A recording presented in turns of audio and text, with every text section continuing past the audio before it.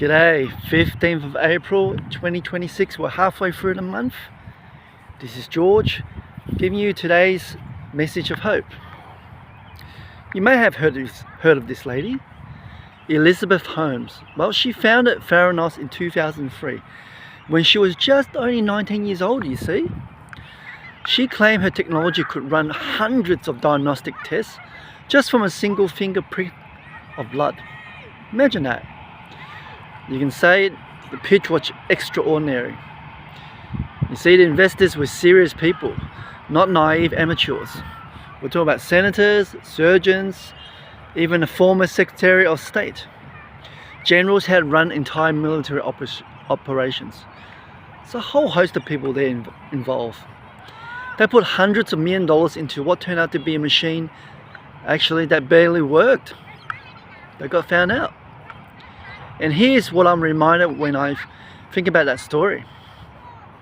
The technology failed from the beginning, you see. Yet she sustained the performance for over a decade.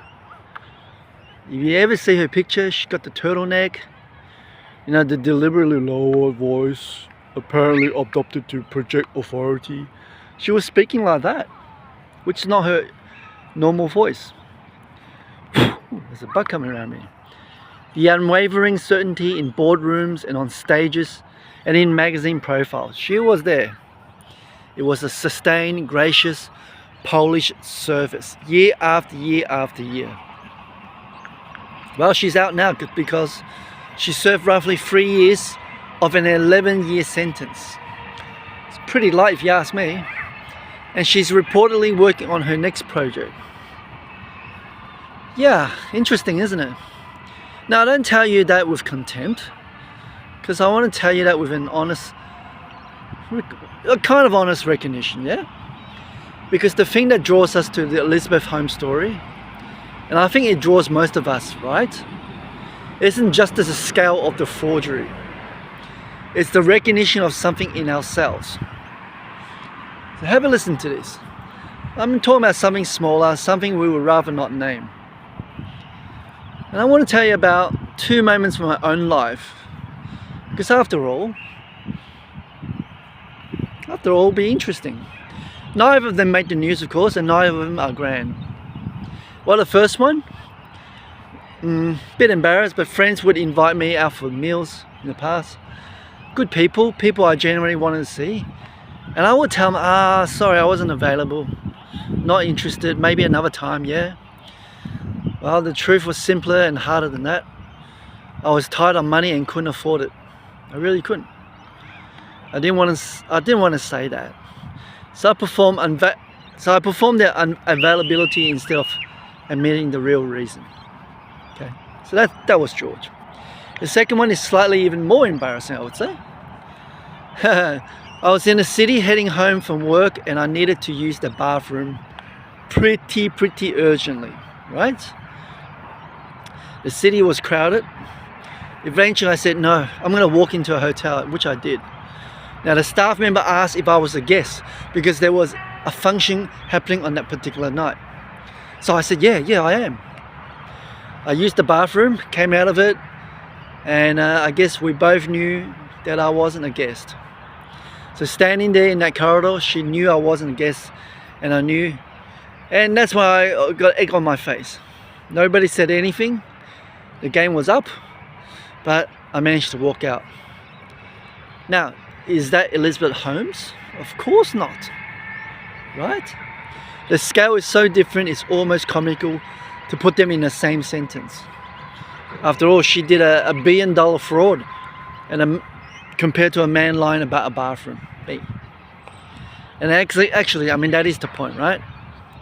Oh, before we go on, if this is connecting with something in you today, can I encourage you to subscribe to the channel?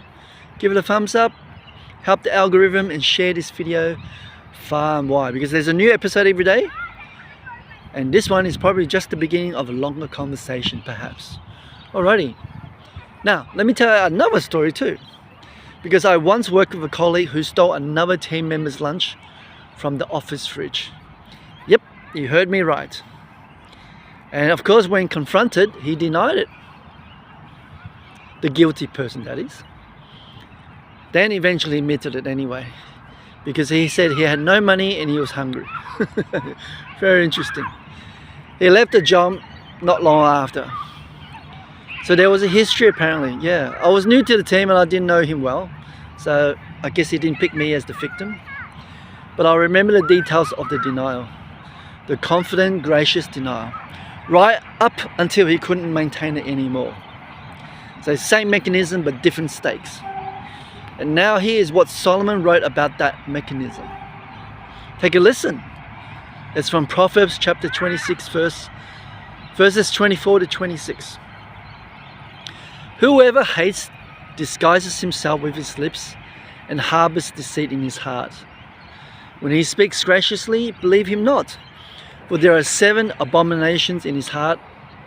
Though his hatred be covered with deception, his wickedness will be exposed in the assembly. That's a pretty harsh warning, isn't it? Exposed in the assembly. So for Elizabeth Holmes, that was a federal courtroom. There was cameras, a jury, and front page. Journalists were there covering the story. As for my colleague, it was a confrontation in a break room over a missing lunch. Again, that's a pretty interesting story. For me, it was a silent walk past hotel staff member who already knew I was a fraud. So the assembly finds its own size. But Proverbs says, with a quiet certainty that's worth pausing on, the exposure comes. The gracious surface doesn't hold. Not indefinitely and not when there's something hidden underneath it, right? Now, I want to be careful here because this passage can sound like a description of someone else. Elizabeth Holmes, my ex-colleague, all of them, maybe. And that's the most comfortable reading. Yeah, and it's probably the least honest one too. So let me say this, what Solomon is describing is a mechanism that operates in human beings. Not monsters, not sociopaths, crazy people exclusively. I'm talking about human beings managing the gap between who they are and who they want to appear to be. Fraudsters, if you like. Charlatans. It's driven by pressure, by shame, by the specific terror of being seen as less than they presented themselves. My friends, yeah. Well, it's a bit hard, but yeah, my friends didn't need to know I was tight on money when they asked me to go out. Also, I told myself, better be unvaluable than be seen struggling, right? Better to perform a version of normal than to admit the real reason. So I maintain a gracious service. Well, the feelings underneath, I'm talking about the shame, the embarrassment, it really harbored quietly out of sight. Now, is that the same as what Elizabeth Holmes did? No, not in the same scale and not in consequences. I don't think not in intention, I hope. But that mechanism I'm talking about, the gracious service over hidden interior, that one I recognize and I suspect you do so. And here's the thing about a sustained performance. It is actually exhausting to do.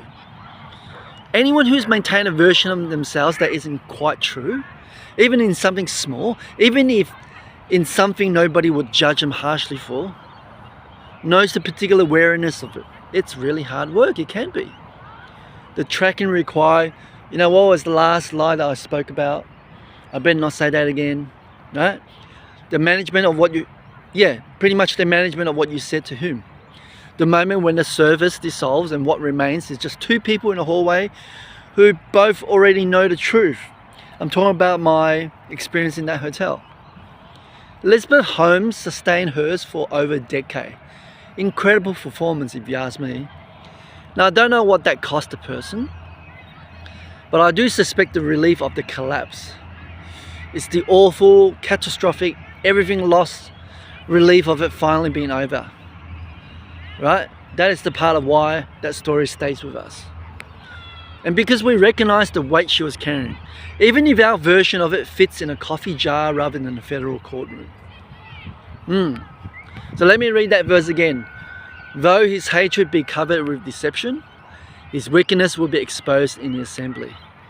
I don't think it's fun to be exposed.